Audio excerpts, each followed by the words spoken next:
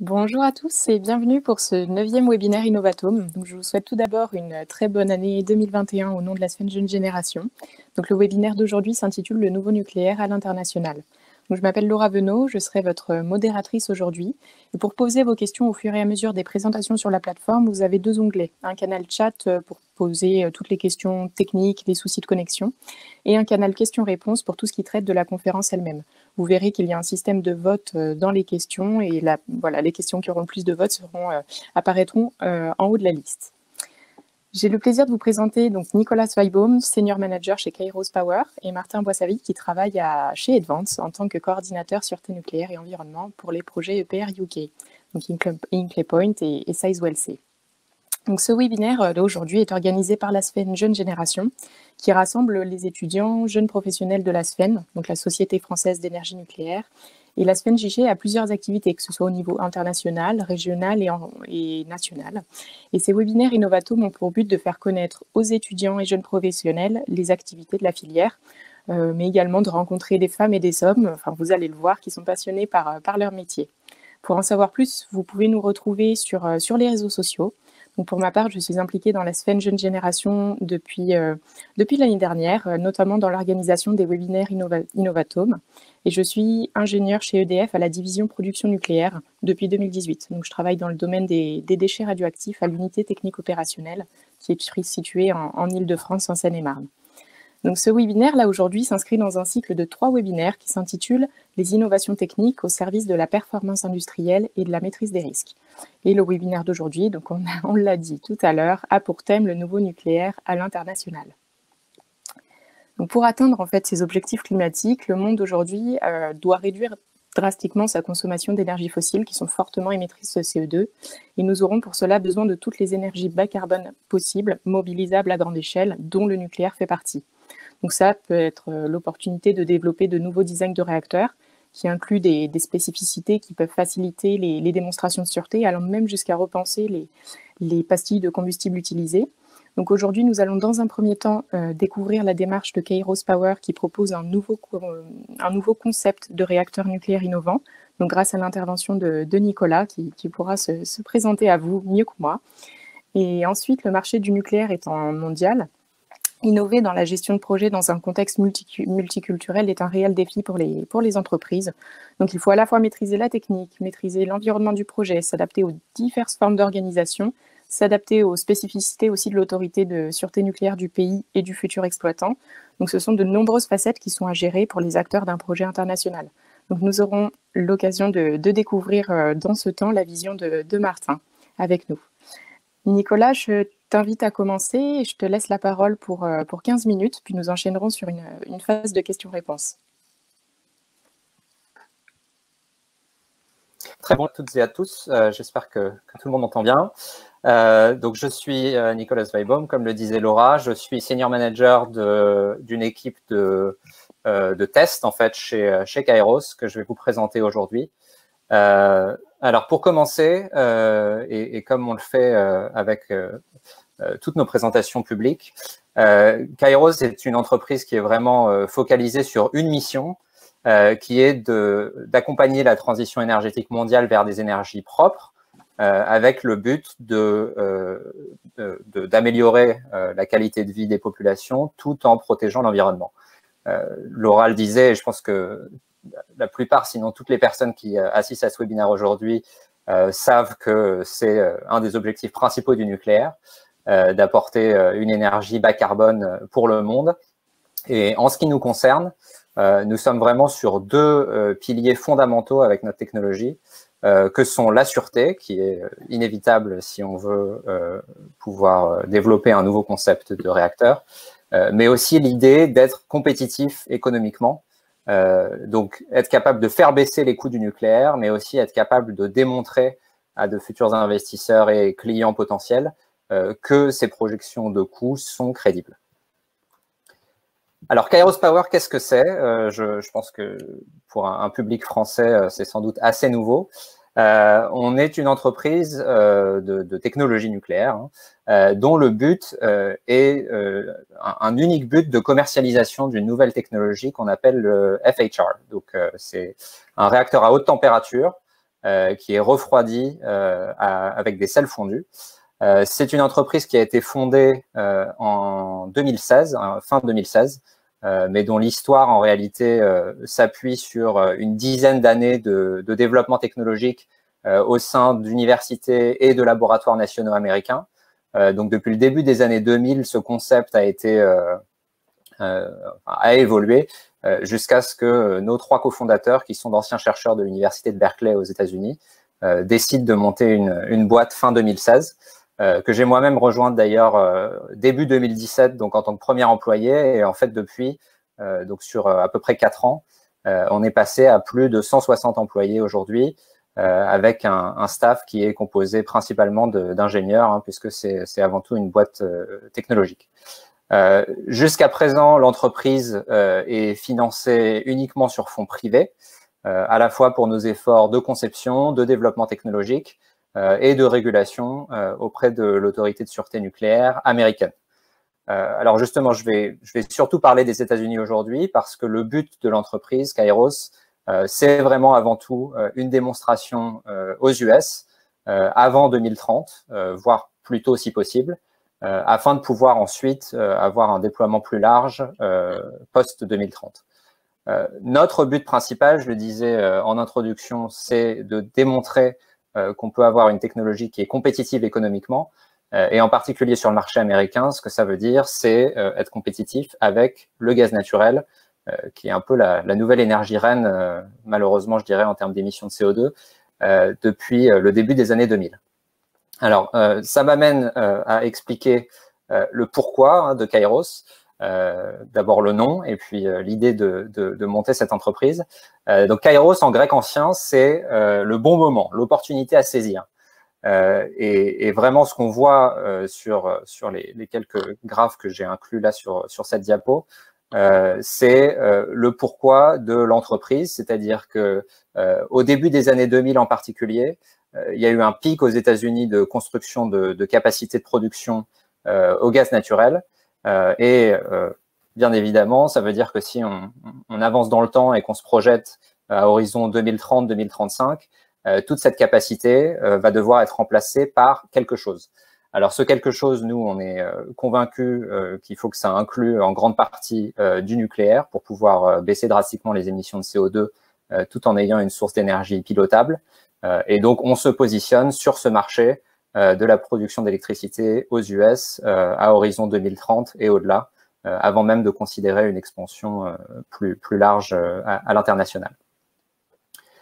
Alors, sans tarder, je passe sur les fondements de la technologie elle-même. Hein. Qu'est-ce que c'est ce réacteur de Kairos qu'on essaye de développer, qu'on appelle le FHR, donc encore une fois, Fluoride Salt Cooled High Temperature Reactor, c'est-à-dire réacteur à haute température refroidi au sel fondu. Alors pour ceux ou celles d'entre vous qui sont adeptes du nouveau nucléaire et de la génération 4 en particulier, nous on se positionne sur une situation un peu hybride en fait, puisque notre combustible, c'est un combustible solide qui est utilisé ou considéré généralement pour les réacteurs à haute température graphite-gaz. Donc c'est triisoparticles, donc c'est petites particules de dioxyde d'uranium qui sont en fait encapsulées dans des couches de matériaux carbonés et qui constituent des boulets de combustible de quelques centimètres de diamètre. On a un fluide caloporteur qui est un sel fondu, donc en fait un liquide qui peut être porté à très haute température tout en restant à pression quasi atmosphérique et qui a une très forte capacité thermique. Donc ça nous permet d'avoir des systèmes beaucoup plus compacts. Et en termes d'architecture, on est sur des cuves à basse pression qui ne sont pas sans rappeler des technologies de réacteurs au sodium, par exemple. Alors là, l'image, c'est une compagnie américaine, donc on utilise des images de réacteurs test américains. Le FFTF, c'est un test de réacteur au sodium qui était fait aux États-Unis dans les années 80-90, mais évidemment, on a cette expérience-là en France aussi. Alors, cet hybride, pourquoi on pense, nous, qu'il est en mesure de remplacer la capacité gaz naturel sur le marché électrique américain? C'est pour ces deux raisons que je rappelais en introduction, que sont à la fois la sûreté, inévitable et qui est au premier plan de nos efforts, tout en maîtrisant les coûts. En termes de sûreté, on combine un certain nombre d'éléments de sûreté inhérents, je dirais, par rapport à des systèmes de sûreté actifs qu'on peut avoir dans d'autres concepts. Donc, on a à la fois un combustible qui a de très larges marges de température, qu'on peut porter en fait à plus de 1000 degrés jusqu'à 1600 degrés sans compromettre l'intégrité du combustible lui-même. On a un fluide, donc le sel fondu, qui a une très bonne capacité de rétention de produits de fission, donc qui sert en fait de deuxième barrière physique je dirais à la mobilisation de radioisotopes dans l'environnement en cas d'incident. Et puis, on a un système à basse pression, donc pas de source mécanique de dispersion de radioisotopes, encore une fois, si on a des brèches, par exemple, dans le circuit. Enfin, on combine ça avec un système de sûreté passif pour l'évacuation de chaleur en cas d'incident. Et donc, on a ce système qui est vraiment basé sur une sûreté passive et sur des barrières physiques au lieu d'avoir un certain nombre de trains redondants de sûreté active. À côté de ça, la maîtrise des coûts, elle se fait avant tout par le fait qu'on a un système beaucoup plus compact. On minimise le nombre de systèmes de sûreté actifs, comme je l'ai dit. On a des structures qui sont aussi beaucoup plus fines, donc en gros, la quantité de matériaux utilisés est bien moindre par rapport aux technologies existantes. Et surtout, on essaye au maximum de s'appuyer sur des matériaux, des chaînes d'approvisionnement, des équipements industriels conventionnels, plutôt que des équipements spécialisés, comme on peut le rencontrer parfois dans l'industrie. Au-delà de la technologie, ce sur quoi on essaye vraiment d'innover chez Kairos, c'est notre approche au développement technologique. Et alors pour ça, le constat qui a été dressé dès le début, en fait, même avant la création de l'entreprise, c'était cette idée que souvent, trop souvent peut-être dans le domaine du nucléaire, on a eu affaire à des cycles de développement conventionnels où on était en phase de planning pendant assez longtemps, phase de conception ensuite pendant très longtemps, et où on tarde en fait à construire et à essayer de faire des tests pour pouvoir apprendre de ces tests et mieux planifier les concepts et les phases de construction, etc. Donc, nous, on essaye de revisiter ça en fait avec des cycles d'apprentissage beaucoup plus rapides, où on va systématiquement chercher à planifier, concevoir, construire des prototypes et les tester sur des échelles de temps extrêmement réduites, de l'ordre de quelques semaines à quelques mois, plutôt que de s'étendre sur plusieurs années, voire plusieurs dizaines d'années pour développer nos concepts. Dans les faits, qu'est-ce que ça demande? En fait, on s'appuie sur un certain nombre de laboratoires et donc une infrastructure en fait non nucléaire pour le développement et la qualification de nos équipements.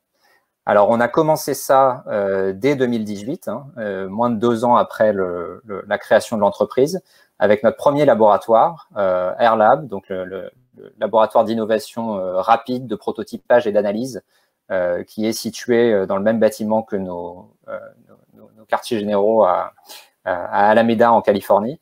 Donc, il y a une image là en bas à gauche, par exemple. Et donc, c'est un laboratoire dans lequel on va tester des prototypes à échelle réduite, dans des environnements simplifiés pour commencer, qu'on va au fur et à mesure intégrer, amener à plus haute température. On a aussi des boucles de tests thermohydrauliques pour valider nos codes de calcul pour la sûreté. Donc, une combinaison de capacités de test qu'on a établies très tôt et qui nous permettent de démontrer dans les faits et pas seulement sur papier que la technologie est fiable, sûre et compétitive. À côté de ça, en 2020, on a démarré un laboratoire dans les mêmes locaux qui est dédié à l'étude des sels fondus, donc à la fois la chimie et la compatibilité des matériaux. Encore une fois, il y a une illustration là sur la droite.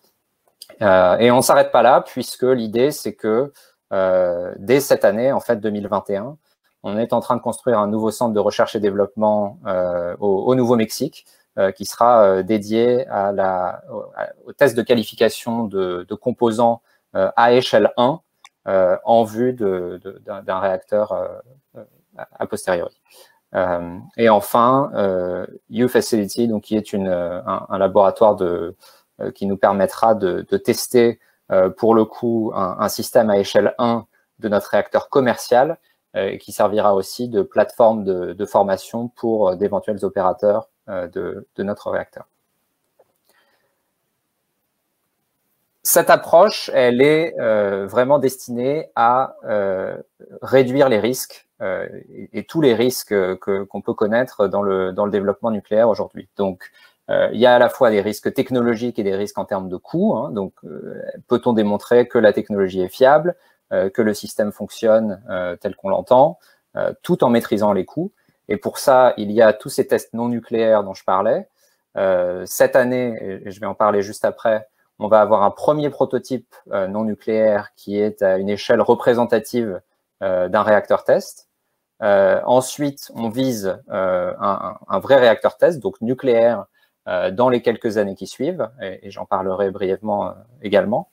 Enfin, cette U-Facility, donc qui est en fait un prototype à nouveau non nucléaire, mais à échelle 1 d'un réacteur commercial, et qui nous permettrait donc de réduire les risques jusqu'à la construction de notre première tête de série commerciale. Donc, on réduit ces risques technologiques et en termes de coûts.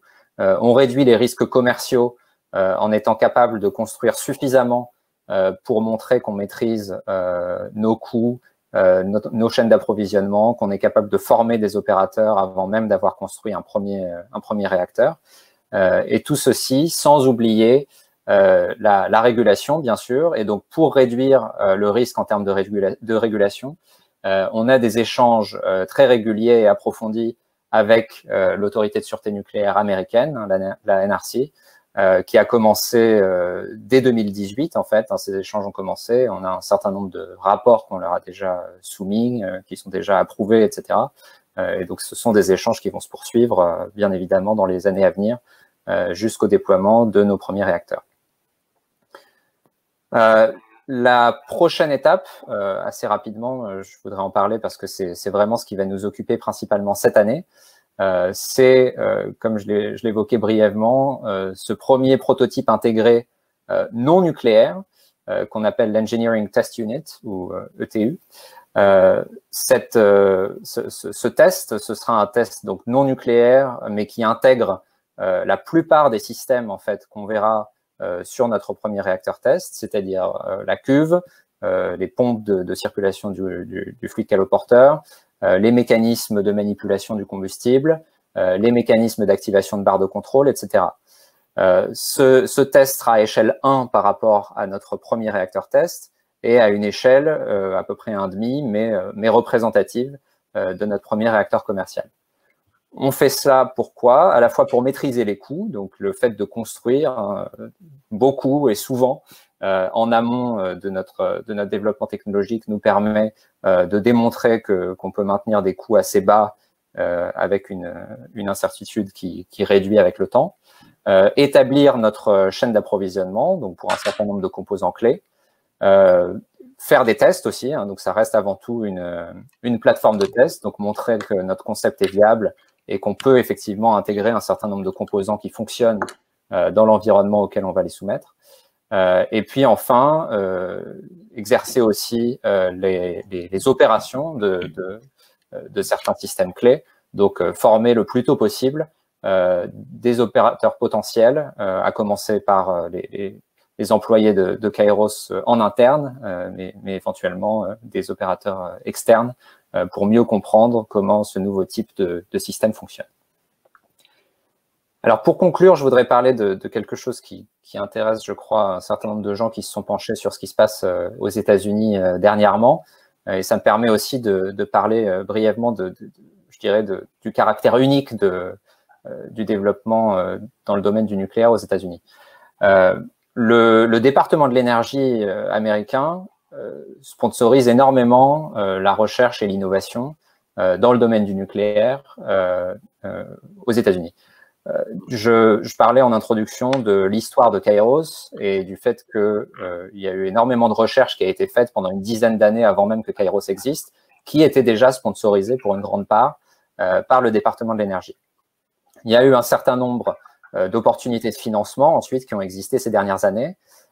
Et en fait, l'année dernière, il y a eu un très gros effet d'annonce, je dirais, par le département de l'énergie, qui a été ce qu'ils appellent le Advanced Reactor Demonstration Program, donc un programme de démonstration de réacteurs avancés, qui devait permettre de réduire considérablement le risque de développement de nouveaux réacteurs en faisant des partenariats publics-privés entre le département de l'énergie et des entreprises privées qui sont en train de se lancer aux États-Unis. Alors, Kairos a bien sûr postulé à ce programme et nous sommes les heureux récipiendaires d'un des prix qui ont été attribués pour réduire ces risques de développement. Donc, c'est un partenariat public-privé. Ça veut dire que concrètement, sur les 7 prochaines années, on est sur un projet à plus de 600 millions de dollars auquel le département de l'énergie contribue pour moitié à peu près, le reste venant de fonds privés, ceux qu'on a déjà déployés et ceux qu'on va continuer à lever dans les années à venir. C'est un projet sur lequel on ne part pas tout seul. Donc, c'est bien sûr une collaboration. Alors, on est au cœur de cette collaboration, bien entendu, et c'est vraiment notre concept. Mais on travaille pour cela avec EPRI, l'Electric Power Research Institute, qui d'ailleurs travaille aussi avec EDF en France et beaucoup de développeurs et d'exploitants de centrales dans le monde. Deux laboratoires nationaux, Oak Ridge et Idaho National Lab aux États-Unis, et une entreprise privée qui est Materion, qui n'est sans doute pas très connue en France, mais qui est en fait l'un des leaders mondiaux sur la production de matériaux avec du beryllium. Et en fait, le sel fondu qu'on utilise dans le réacteur de Kairos contient du beryllium, et donc Materion nous aide énormément sur tout ce qui est à la fois procédés industriels et hygiène et sécurité pour le déploiement de nos sels fondus. Voilà. Donc, je vais m'arrêter là-dessus. Je serais ravi de prendre quelques questions, et si on n'a pas le temps d'avoir trop de questions aujourd'hui, n'hésitez pas à me contacter sur LinkedIn ou par mail. Vous avez mon mail là sur le slide en bas à droite. Voilà. Un grand merci Nicolas pour cette présentation. On va commencer juste avec une question puisqu'on laissera la parole à Martin ensuite. On pourra traiter les autres questions après les deux présentations. Mais c'est la question de Jean-Yves qui demande: pour lancer un tel réacteur, il vous faut un EPC et un exploitant. Avez-vous une vue sur le montage industriel prévu? Alors, oui, bien entendu, on le sait et c'est extrêmement important. Sans rentrer dans les détails, ce sont des partenariats auxquels on a songé dès le début, dès le lancement de l'entreprise, bien sûr. Alors, sur le côté EPC, un des gros avantages d'avoir ce déploiement successif de tests et de laboratoires, etc., à différentes échelles, c'est qu'on peut commencer à établir dès aujourd'hui des partenariats avec des EPC potentiels et travailler avec eux sur des projets de plus en plus complexes. Donc, à la fois établir ces partenariats aujourd'hui et donner aux EPC potentiels la possibilité d'apprendre avec nous les points les plus importants de déploiement de la technologie. En ce qui concerne les clients ou opérateurs potentiels, c'est aussi évidemment quelque chose auquel on travaille beaucoup. On a un comité de soutien, je dirais, enfin de conseil qui inclut un certain nombre de utilities américaines. Et on travaille bien entendu avec eux pour comprendre leurs besoins et aussi les aider à comprendre notre technologie, bien entendu. Très bien, merci beaucoup Nicolas pour cette réponse. Martin, je te laisse la parole pour 15 minutes et puis on enchaînera ensuite avec la session de questions-réponses. Bonjour à toutes et à tous. Donc nous, là, c'est une bonne question de transition sur les EPC, parce que c'est exactement ce que fait Advance. Donc moi, nous, on est dans une dynamique complètement différente chez Advance, où on n'est pas dans de la R&D, on est en train de prendre des concepts qui sont soit déjà existants, construits en exploitation, et les transférer sur d'autres pays, d'autres clients. Donc on est dans une approche qui est complètement différente de ce que vous avez pu entendre là par Nicolas sur Kairos. Et donc je vais vous présenter rapidement ce que c'est qu'Advance. C'est un nouvel acteur, on va dire en termes de nom et d'entreprise, mais c'est un vieil acteur au sens institutionnel, parce qu'il regroupe EDF et Framatome en termes d'ingénierie et de compétences. Donc, notre mission, nous, chez Advance, c'est de s'occuper de l'îlot nucléaire pour les réacteurs à eau pressurisée.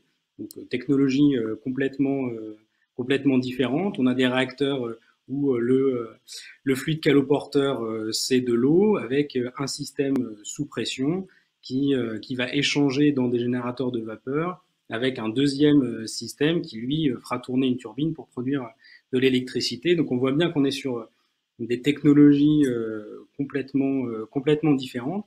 Notre scope, donc on parlait d'EPC, là c'est EPC, c'est Engineering, Procurement, et ensuite Construction et Commissioning.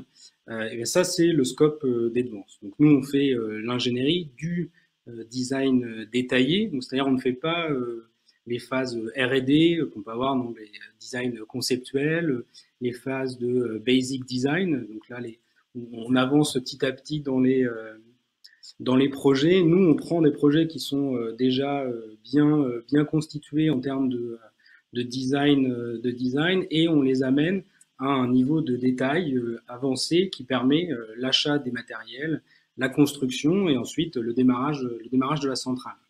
Donc notre point, c'est uniquement l'îlot nucléaire. Donc on a le bâtiment réacteur, le bâtiment des combustibles, les bâtiments avec les auxiliaires, que ça soit du fonctionnement normal ou les auxiliaires de sûreté, des bâtiments diesel, et puis après un certain nombre de bâtiments liés aux déchets et à l'évacuation du combustible.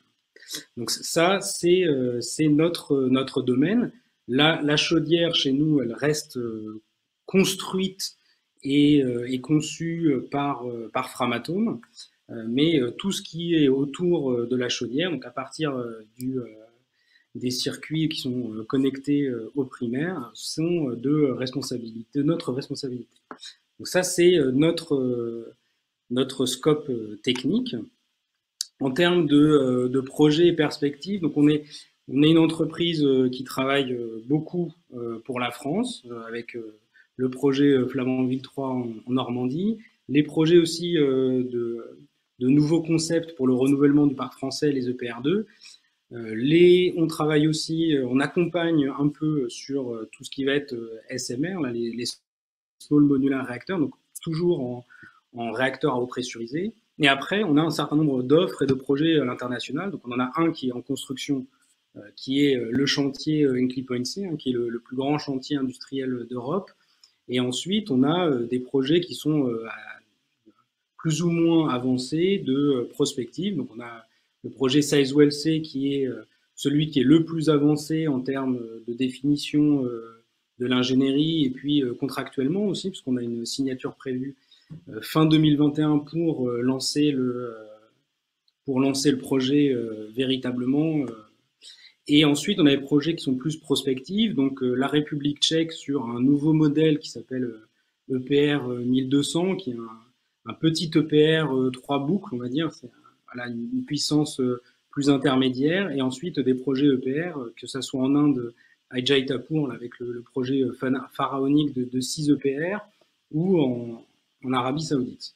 Donc ça, c'est notre scope. Donc moi, je vais me focaliser là sur l'aspect vraiment britannique, parce que les Britanniques ont une politique extrêmement offensive en termes de nucléaire, que ça soit avec EDF sur les EPR, mais également sur les SMR avec notamment Rolls-Royce, pour accompagner leur neutralité carbone à l'horizon 2030. Donc c'est vraiment il y a une politique bas carbone très forte dans laquelle s'inscrit le nucléaire. Ensuite, là, donc Advance en quelques chiffres, hein, on a à peu près 2500 ingénieurs et techniciens, et on travaille donc sur les projets que je vous ai présentés. Donc je vous disais qu'on était issu d'une fusion Framatome et EDF, donc c'est d'où cette expérience, ces années d'expérience plus importantes, parce que l'entreprise en tant que telle a été créée en 2018.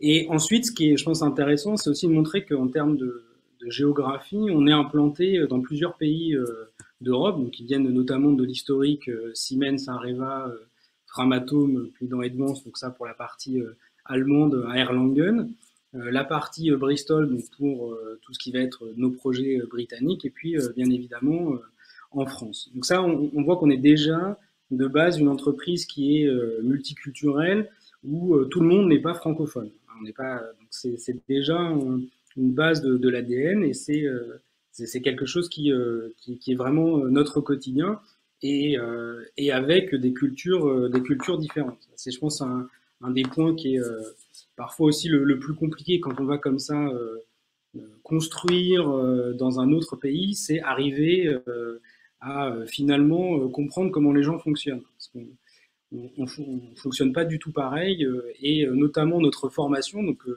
dire, la formation d'ingénieur à la française, ou ce qu'on peut trouver en Allemagne ou au Royaume-Uni aussi avec les chartered engineers, c'est des choses qui sont assez structurantes pour notre manière de penser et d'aborder les sujets. Donc là, je vais essayer dans cette présentation de vous montrer, enfin, de vous donner quelques anecdotes sur les projets britanniques, sur cet aspect d'avoir un concept français développé en France et un peu en Allemagne, mais un concept qui était déjà éprouvé, et puis l'amener dans un autre pays avec tous les, toutes les difficultés ou tous les points à surmonter qui peuvent en découler. Donc, je vais parler d'abord, je commence un peu sur le multiculturel. Donc, le multiculturel, c'est pas de la tarte. Mais je vais pas vous parler langue, parce que ça, c'est des choses qui sont assez évidentes, hein, même si parfois il y a des choses qui peuvent être assez surprenantes. Une petite anecdote, quand je suis arrivé sur le projet HPC, je vais à une réunion où on parle des systèmes, et puis il y a un Britannique qui parle du RRI. Et je me dis, mais de quoi il parle en fait? Et le RRI en français, c'est un système qui refroidit un certain nombre de composants en accidentel pour la ventilation, mais c'est un nom français en fait. RRI, c'est le réacteur refroidissement intermédiaire. C'est vraiment un nom français, et on voit bien que les Anglais, eux aussi, ont dû s'adapter à ce multiculturel en prenant finalement les noms français et en se les accaparant, alors que eux-mêmes ont un réacteur à eau pressurisée de concept Westinghouse déjà en fonctionnement au Royaume-Uni, donc avec des noms de systèmes qui ne sont pas ceux utilisés par EDF. Donc il y a vraiment cet aspect compromis qui est vraiment essentiel quand on va faire du projet, et quand on va avoir cette relation client-fournisseur, et c'est pas toujours au fournisseur de s'adapter au client. C'est ça qui est aussi assez difficile, et que tout le monde doit progresser. Enfin, il y a une alchimie à trouver qui est assez complexe. Donc, ce que je vais là vous présenter, c'est des aspects plutôt culture. Donc en fait, le multiculturel, ça peut aussi avoir des impacts assez forts sur les activités. Et donc là, j'ai pris l'exemple du rapport de sûreté. On a, donc je l'ai dit, on a un réacteur EPR qui est un concept déjà existant, qui est un concept qui fonctionne en Chine avec Taishan 1 et 2, qui a eu les approbations du régulateur sur l'ensemble des points. Et là, on arrive et on dit, on va changer la manière d'interagir avec le régulateur. Donc ça, c'est quand même quelque chose qui est extrêmement structurant, parce que on a dans l'approche sur le rapport de sûreté, dans ce qu'on démontre, on a une philosophie, on a une approche. Changer la structure, ça revient aussi à changer la philosophie. Et donc nous, on avait une philosophie française qui est plutôt un gros rapport de sûreté dans lequel on met tout, qui est un document autoportant, et avec un certain nombre de chapitres, on passe en revue un certain nombre de cas accidentels, de présentation de la conception, à la fois sur les systèmes, sur les bâtiments, et puis la démonstration qu'on arrive à gérer un certain nombre d'accidents, et que pour ces accidents, on respecte un certain nombre de critères de sûreté. Donc ça, c'était notre approche, où on a ce gros document qui est finalement une illustration de notre design. Les Britanniques n'ont pas du tout cette culture, et ils nous l'ont répété assez souvent en disant que la manière dont était fait leur rapport, ça ne leur convenait pas. Donc ils ont décidé qu'il fallait rechanger cet ensemble, et on est passé d'un rapport autoportant très gros à un nombre finalement de couches, avec 3 couches principales donc la couche du rapport de sûreté, beaucoup plus léger, qui est finalement dans une idée où on pourrait le lire, tout le monde pourrait le lire. En fait, c'est un rapport de sûreté qui serait abordable par le citoyen lambda. C'est ça cette philosophie britannique. Et derrière, on va aller chercher les éléments de démonstration et de preuve dans un certain nombre d'autres documents. Et donc c'est là où on irait les chercher dans les documents d'ingénierie, qui ne sont pas des documents qui ont été initialement faits pour le régulateur. Donc ça c'est une philosophie, voilà, qu'on a dû adapter, mettre en œuvre. Et bien évidemment, pour arriver à faire fonctionner ces deux ensembles qui n'ont pas été prévus l'un pour l'autre, on est arrivé à créer une couche intermédiaire qui vient décrire cet enchaînement et mettre en évidence le fil rouge. Parce que les Anglais là sont très, pour eux c'est extrêmement important de pouvoir tout lier et tout remonter dans tous les sens. Là où en France on a une approche avec plus de découplage. Et donc ça, on peut voir, hein, c'est extrêmement structurant parce que un rapport de sûreté, c'est important, c'est-à-dire c'est ce qui vous permet d'avancer dans les différentes étapes. Hein. On a là un rapport de sûreté qui va nous permettre de commencer les essais sans combustible, puis on en aura un autre qui viendra nous permettre d'amener le combustible, enfin un qui permettra de charger et de commencer à exploiter la centrale. Donc on voit qu'il y a des enjeux ensuite projets qui sont extrêmement forts. Et c'est des activités aussi qui sont, on parle de dizaines de milliers d'heures d'ingénierie annuelles pour la production de ces rapports. Donc on voit que c'est des charges extrêmement conséquentes. Et donc ça, c'est important d'arriver à faire cette transition de culture et de comprendre. Donc là, on voit que la culture, l'état d'esprit, ça peut devenir extrêmement structurant, avec surtout un point important, c'est que ce nouveau mode de démonstration ne vienne pas générer des modifications, parce que là on arriverait à remettre aussi en partie en cause finalement l'économie du projet et la rentabilité du projet. Donc ça c'est quelque chose qui est vraiment extrêmement important. Donc là je voulais vous montrer comment l'état d'esprit des gens et la culture peut avoir des incidences extrêmement fortes budgétairement et sur le projet. Ensuite, ce que je vais essayer de faire, c'est plutôt sur les aspects un peu copier-coller. Parce que je disais, nous, on a un design, on a une conception qui a été faite en France, en Allemagne, avec l'état d'esprit français et allemand. Et maintenant, il faut qu'on l'exporte au Royaume-Uni, en Inde, en Arabie Saoudite, et ça c'est des choses où on se dit pour que ça soit, voilà, on a une centrale qui fonctionne, il n'y a pas de raison qu'on n'arrive pas à faire fonctionner. Alors est-ce que le copier-coller c'est quelque chose qui se fait simplement, est-ce que c'est quelque chose qui existe vraiment ou pas? Je vais essayer de vous montrer quelques idées pour que vous puissiez vous faire une opinion sur ce sujet. Donc là, je vous ai mis un peu la famille EPR. Donc, j'ai parlé de Flamanville, là en bas à gauche, dans le Cotentin. Les deux projets britanniques. Donc, en haut à gauche, on a Hinkley Point C. En haut à droite, on a le projet qui n'est pas encore formellement en construction, mais que dans des étapes de terrassement à Sizewell C. Et puis à droite, vous avez en haut le projet finlandais, Olkiluoto 3. Et enfin, les deux réacteurs EPR à Taishan, en Chine. Donc la question, c'est un peu de savoir est-ce que finalement ces différents EPR qui viennent du même conceptual design, est-ce que ce sont des centrales qui sont des sœurs, des jumelles ou des cousines? Donc voilà un peu l'idée de la suite de la présentation. Donc je vais commencer par donc un sujet qui nous occupe beaucoup en ce moment. Là, c'est sur la réplication entre Sizewell C et Hinkley Point C. On a deux réacteurs qui sont en Angleterre tous les deux, dans le même pays, à peu près à la même latitude. D'accord, mais est-ce que on va se retrouver exactement avec les mêmes centrales, les mêmes réacteurs? Donc, par exemple, qu'est-ce qui change? Est-ce que la nature du sol change? Eh bien oui, la nature du sol change.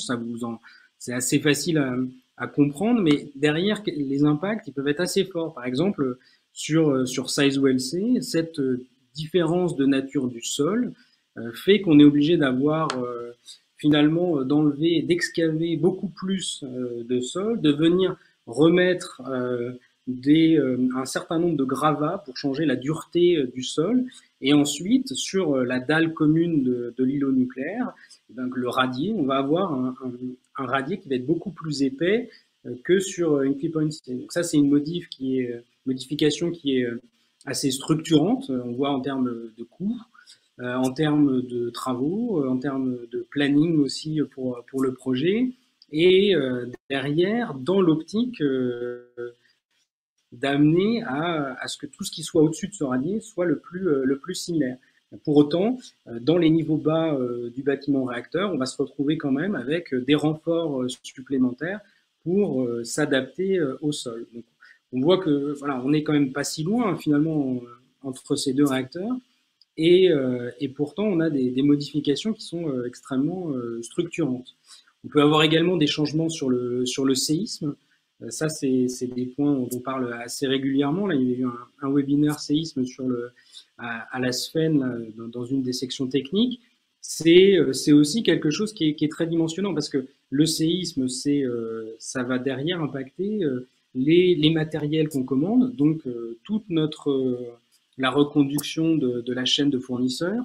Ça peut impacter aussi des études d'accident, puisqu'on a des pénalisations qui sont prises si on a un séisme ou non, par exemple sur la chute des grappes qui viennent en quelque sorte éteindre le réacteur en absorbant l'ensemble des neutrons pour que la réaction en chaîne collapse.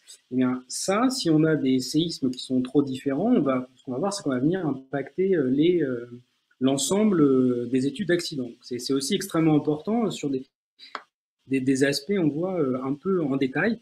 Donc il y a des aspects sources froides aussi qui sont très différents et qui viennent remettre en cause. On me dit de faire attention au timing. Exactement. Donc je vais, en gros, pour faire comprendre, on a des modifs qui sont très structurantes et sur des aspects de modification, véritablement des modifications importantes.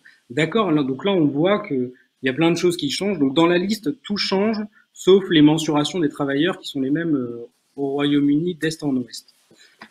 Derrière, on arrive quand même à avoir ces gains d'échelle. Donc je vous montre juste rapidement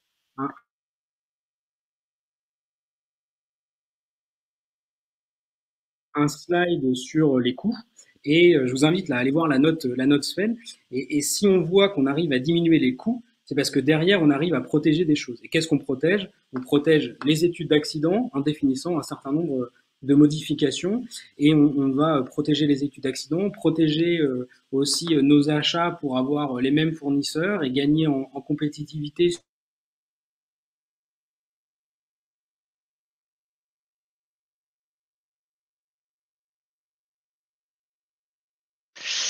Laura, nous avons perdu Martin, qui a dû avoir une déconnexion.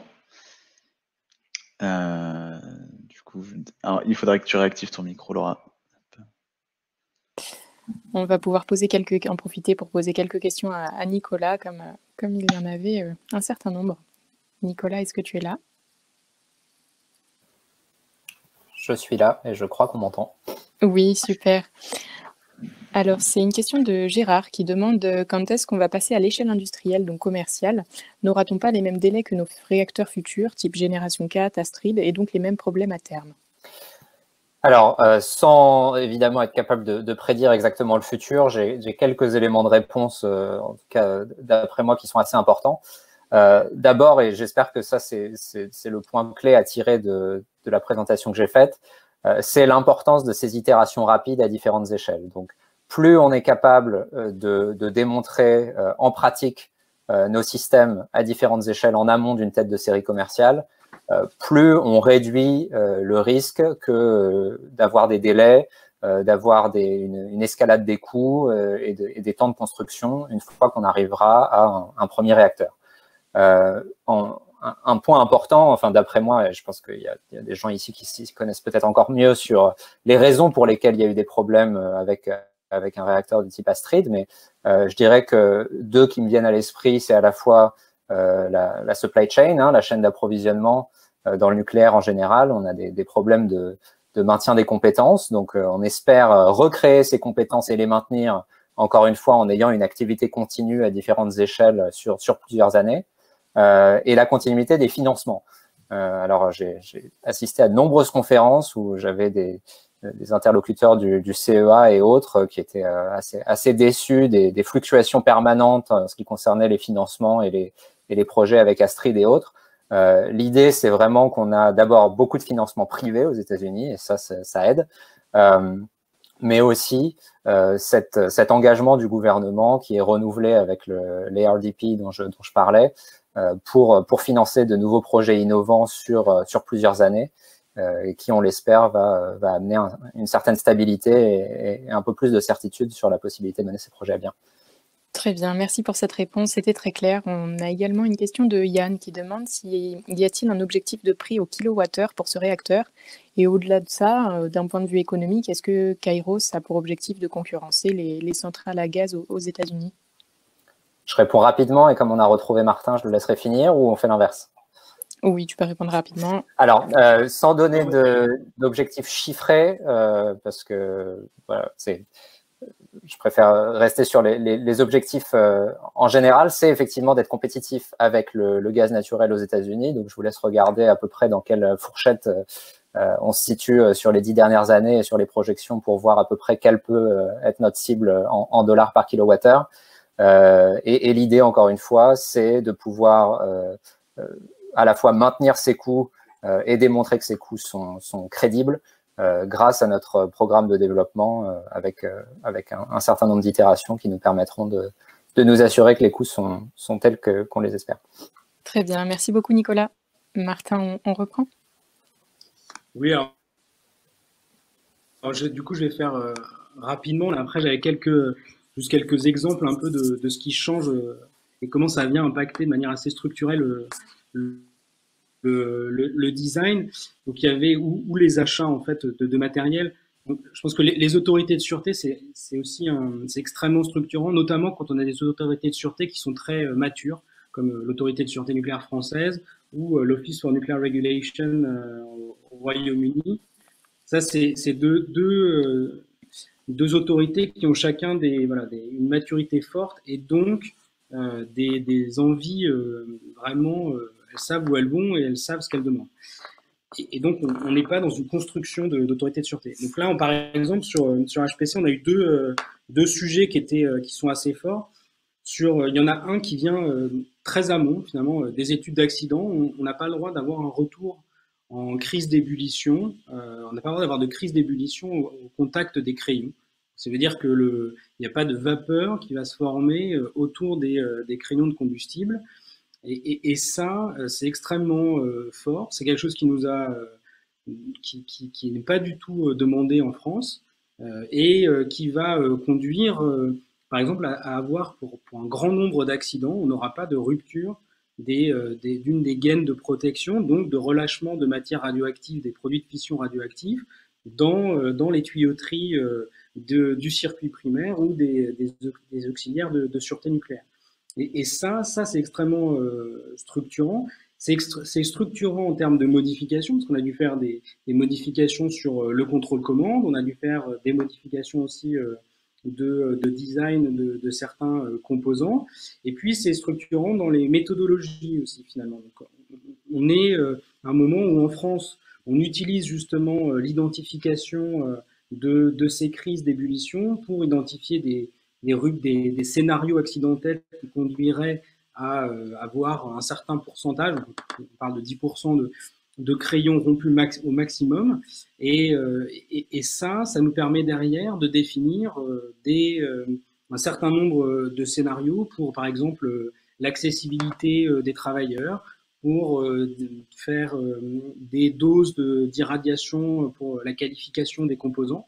Et donc, au Royaume-Uni, on a plus là. Donc, ça veut dire qu'on a dû réinventer en partie un certain nombre de méthodologies pour arriver à ne pas impacter notre manière d'acheter des composants. Donc là, finalement, on est sur le bon sens pour nous, parce que c'est plus l'approche est plus d'une certaine manière, elle est plus conservative en termes de sûreté au Royaume-Uni, mais en termes de méthodologie, on peut facilement venir dédouaner nos cas problématiques au Royaume-Uni par rapport à la France. Mais on se serait trouvé dans la situation inverse, on aurait sûrement dû réouvrir les programmes de qualification, donc c'est-à-dire des coûts qui se trouvent en millions et puis des délais qui se retrouvent de plusieurs années.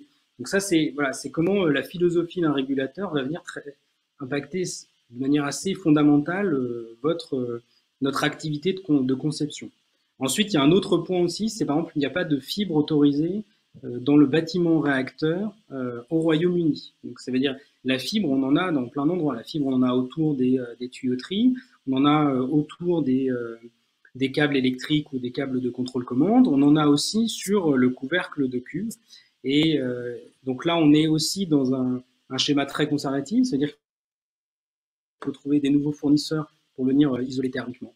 Donc ça, voilà, c'est des points qui peuvent être très forts et qui vont venir aussi, par exemple, impacter le dimensionnement de notre ventilation. Donc ça, voilà, il y a des choses très fortes des autorités de sûreté. Et je pense que dans les points aussi importants, il ne faut pas négliger outre les aspects un peu réglementaires, donc la gestion des déchets radioactifs, la protection des travailleurs, les pratiques finalement de l'exploitant. Et il y a un exemple que je ne vais pas détailler du coup, mais qui est le passage de la philosophie britannique d'évacuation du combustible, où on évacue du combustible à sec et non sous eau comme en France. Et ça, on a eu des impacts notamment importants dans le bâtiment combustible. Donc ça, voilà, c'est des choses qui sont assez fortes et puis et qu'il faut vraiment garder à l'esprit si vous travaillez sur des projets comme ça où on change de pays. C'est extrêmement dimensionnant et ça demande véritablement de se creuser la tête pour savoir comment reboucler l'ensemble en minimisant le nombre d'évolutions. Là, j'en ai fini. J'ai juste un dernier point où je vous incite, pour ceux qui ne le sont pas, aller dans la conception et la construction. C'est vraiment des domaines qui sont extrêmement enrichissants. Merci beaucoup, Martin, pour cette présentation. On enchaîne du coup avec une question de Jean-Yves qui te demande sur des nouvelles du projet indien Jaitapur de 6 EPR, le plus grand projet énergétique au monde s'il se concrétise, mais est-ce toujours d'actualité? L'Inde n'est pas en meilleure forme économique. Alors, pour le moment, on travaille toujours dessus. On travaille sur des échanges au niveau de l'offre. Donc, il y a eu première version de l'offre. Il y a eu des questions qui sont revenues des Indiens et on est en train de converger sur un certain nombre de points supplémentaires pour l'organisation. Pour le moment, c'est toujours un projet qui est d'actualité. Merci beaucoup. Nicolas, une autre question de ton côté qui est justement une question de Yann. Comment avez-vous abordé la démonstration de la fiabilité des systèmes passifs auprès de la NRC? Alors ça, c'est une question qui est extrêmement importante, bien sûr, et c'est quelque chose qui est nouveau pour la NRC, puisque on n'est pas le seul concept de réacteur avancé qui implémente la sûreté passive, mais on fait partie d'un groupe de nouveaux entrants qui voient la sûreté de façon un peu différente. Alors, en ce qui nous concerne, je rappelle que les barrières de sûreté intrinsèques propres à notre technologie, c'est d'abord une marge de température très importante pour le combustible, une rétention des radioisotopes dans le sel fondu qui est également très importante. Et donc, au final, la métrique, la clé pour maintenir le réacteur dans un état sûr se déporte vers les pics de température sur la cuve. Alors pour ça, on a évidemment des codes de sûreté, on en développe de nouveaux, mais c'est une approche qui reste assez conventionnelle. On développe nos propres boucles de test pour valider ces codes, pour démontrer que d'un point de vue intégral sur le système, on reste sur des pics de température et des gradients de température qui sont acceptables. En ce qui concerne la rétention des radioisotopes dans le sel fondu, on est encouragé par des expériences qui ont eu lieu au laboratoire d'Oak Ridge dans les années 70 sur les réacteurs à sel fondu, où là, il y avait carrément le combustible qui était dissous dans le sel, et ça, ce sont les concepts encore de réacteurs à sel fondu qu'on voit chez certains développeurs aujourd'hui. Et on va faire nos propres tests pour démontrer par ailleurs que ces radioisotopes sont effectivement solubles en suffisamment grande quantité dans le sel et ne seraient pas mobilisés en cas de fuite. Très bien, merci beaucoup Nicolas. Alors je vois que nous n'aurons pas le temps d'aborder toutes les questions qui seront posées, donc n'hésitez pas à contacter les intervenants. Nicolas, notamment, tu avais mis ton adresse email dans la présentation. Martin, je pense que tu es joignable aussi pour répondre aux questions des participants. Je vous remercie et je vous propose de conclure ce webinaire en posant une question à vous deux. Nicolas, Martin, qu'est-ce qui vous a amené dans la filière nucléaire et qu'est-ce que vous diriez à quelqu'un qui hésite à la rejoindre ? Je peux bien commencer alors, ce qui m'a amené à venir dans la filière nucléaire, c'est d'abord ce constat qui est, je pense, celui qu'on fait tous, de ce besoin ce besoin croissant dans le monde, en particulier d'une énergie propre, décarbonée en premier lieu, et pilotable. C'est évidemment un challenge intellectuel et technique non négligeable, donc d'un point de vue je dirais, si on veut avoir un métier passionnant, il y a peu de choses qui peuvent rivaliser avec ça. Ça aide aussi d'aimer son métier au jour le jour. Pour quelqu'un qui se poserait la question de rejoindre la filière nucléaire, je pense que ce qui compte avant tout, c'est de se rendre compte qu'il y a une diversité de métiers au sein de la filière qui est parfois sous-estimée, surtout quand on la connaît mal. Moi, ne serait-ce que dans une boîte avec 160 personnes, je travaille avec des gens qui sont côté business, communication, des gens qui sont des chimistes, des ingénieurs, des physiciens, des mathématiciens, des gens qui font du code, des gens qui fabriquent des prototypes. Je parlais de notre démonstration physique, donc on a des ateliers de fabrication avec des gens qui travaillaient avant chez SpaceX, chez Tesla aux États-Unis et qui viennent dans la filière nucléaire aujourd'hui parce que c'est là vraiment qu'est le cœur de l'innovation. Et donc, je dirais que c'est cette combinaison d'une mission qui est extrêmement importante et d'un métier passionnant qui me semble difficile à égaler. J'ai eu des expériences dans d'autres filières industrielles dont je ne parlerai pas forcément, mais c'est vrai que j'ai rarement été autant enthousiasmé par un projet et par les gens avec qui j'ai l'occasion de travailler. Merci Nicolas. Pour moi, c'est pas forcément pour des grandes valeurs que je suis rentré dans le nucléaire. Ça avait l'air techniquement compliqué. Et du coup, c'est ça qui m'a attiré. Je me suis dit, scientifiquement, ça a l'air un peu au-dessus. Je vais aller là-dedans. Et en fait, je suis pas déçu. C'est des projets qui sont complexes. On voit, Nicolas Lagny, on voit énormément de choses au quotidien. On n'a pas une journée, pas un point technique qui ressemble à l'autre. Et on peut y trouver, en fait, tout ce qu'on veut. C'est, je pense, globalement des grandes aventures. Et quand on aime un peu les défis avec voilà des enjeux importants, c'est vraiment la filière. Je pense c'est une des filières les plus intéressantes.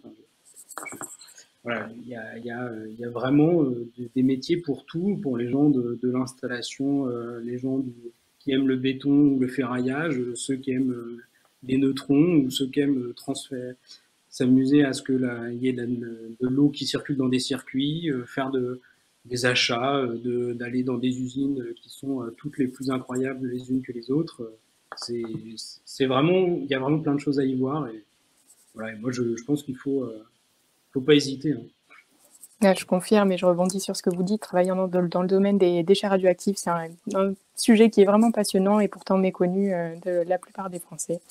Donc merci pour vos deux interventions. En tout cas, je remercie également les participants. Merci pour vos questions.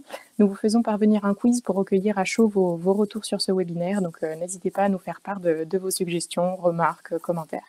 Merci à tous.